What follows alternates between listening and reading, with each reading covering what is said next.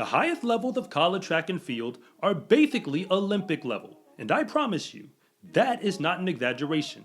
The sprinting events this year are proof of it, because Cheickna Traore of Penn State won the NCAA championship in the 200-meter dash for Division I, and just weeks later was competing in Paris at the Games, representing Côte d'Ivoire. But if I'm going to keep being honest with you, he was never really supposed to be that fast, because he was a graduate transfer from a Division III school, Ramapo College, where they don't give out any athletic scholarships at all. And believe it or not, he's not even the fastest man to ever run in Division III.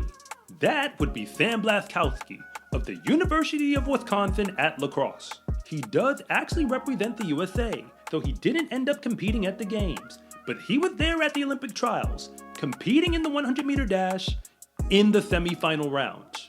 But there's a D3 sprinter who didn't get a scholarship just like the other two men I described. But the only thing is, he beat both of them in order to win the national championship in Division III. Up until recently, J.P. Vaught of Center College was the fastest man to ever compete at the D3 level. He broke a national record to prove it, racked up a whole bunch of medals, and basically wrote the blueprint on how to dominate the sprints in a world without scholarships. He actually ran so fast that just about any coach with a stopwatch should be able to figure out that he did not belong in Division III. But he was also a football player who apparently had the mentality to go Division I or bust, and evidently, that dream did not go according to plan. But it's a very good thing it didn't, because otherwise, his story wouldn't have ended up with him becoming one of the fastest men to run in college, even though we weren't paying attention, because as far as I'm concerned, he was never really supposed to be this fast, especially not in a D3 uniform. The truth is that his journey to the top is so ridiculous that I might have to write the screenplay to the movie myself, because you can't make this stuff up. And somewhere right now, there is a Division I coach who is kicking themselves for failing to convince him to commit. But before I go any further, I do need to clarify just how dominant J.P. Vaught actually was, because in the sport of track and field, most fans tend to only pay attention to whoever is in first place. And if you don't believe me, just answer this question. Who got second to Usain Bolt during the 2008 Olympics in the 100-meter dash? For the record, the answer is Richard Thompson of Trinidad, who was actually still a collegiate sprinter just a few weeks before the Games, competing for LSU in Division I. JP ran his entire college career for the Center College Colonels in Division III, where he would win the NCAA title 4 different times between the 100 and the 200-meter dashes. But I also tried to tell you that all of that success almost never happened, because he had absolutely no intentions of ever competing at that level. In high school out of Kentucky, he played football and ran track and field. He was actually listed as a 2-star recruit on the gridiron, but had he been ranked as a track and field athlete, he likely would have been a low 4-star recruit on SEArecruiting.com at the end of his sophomore year of high school. I shouldn't have to say it, but I'm gonna say it anyway. He should have had at least some D1 interest on the track, and he would have fit in just fine at most D1 programs. But he was determined to play football, and the offers never really came in. He even got hurt during his senior year, which definitely didn't help his recruiting. That's why he eventually accepted the offer that he must have believed was the best one he was going to get, and committed to play football for the Center College Colonels. It's actually a small private liberal arts college in the state of Kentucky with only 1,400 students. But if you're new here, I want to say thank you for even making it this far into the video. And I'm Coach Rob, the founder of SEArecruiting.com, where I rank the best track and field recruits across the entire nation. And if anything that I say actually connects with you, it is always greatly appreciated if you would please like and subscribe. But if I don't, just let me know in the comment section, because I try to read them all. He did play football for them, but for only 1 season. After that, he was only seen competing on the track, where he took off immediately as one of the fastest men in all of Division III. As a freshman competing indoors, he only lost 1 race for the entire season. He got second, and that was to a Division I runner. But that was also a year where he never got to compete for an NCAA title, because, well, it was 2020, and we all know what happened back then. And when he got back to the track a year later, he made it count. by sweeping the sprints in the SAA conference for Division III. Notice, I said sweeping the sprints. I did not just say the short sprint.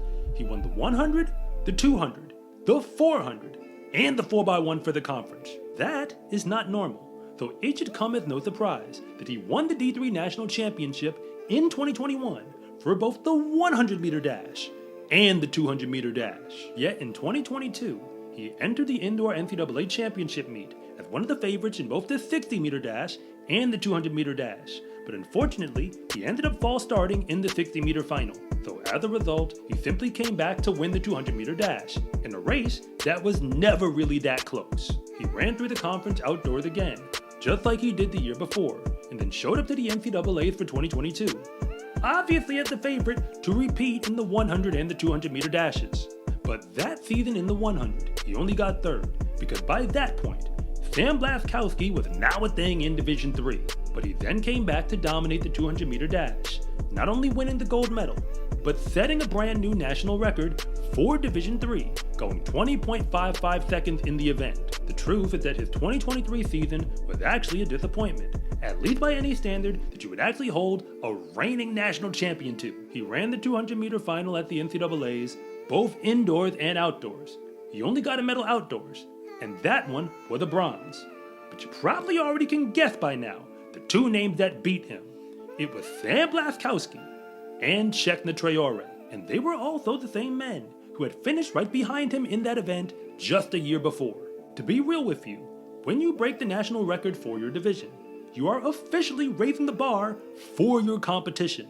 So it does make a whole lot of sense that the most talented men whom he beat in that championship from 2022 simply came back the following year and ran a whole lot faster. And now, both of them have gone on to become some of the world's fastest men, because the only way to be the best is you have to beat the best, and that is exactly who JP Vaught actually was. We may never see him on the track again, but the movie script has already been written.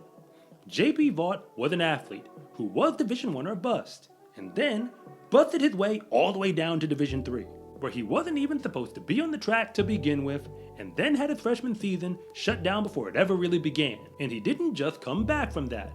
He went out to run, faster than any man had ever done, at the non-scholarship level in the NCAA. That is how he became a national champion, 4 different times. And the only reason that he didn't win even more than that is because the same men who lost to him took his blueprint and then figured out how to run even faster with it. Fast enough to take them all the way to the Olympic trials and to the games themselves, even though JP Vaught was never supposed to be this fast to begin with.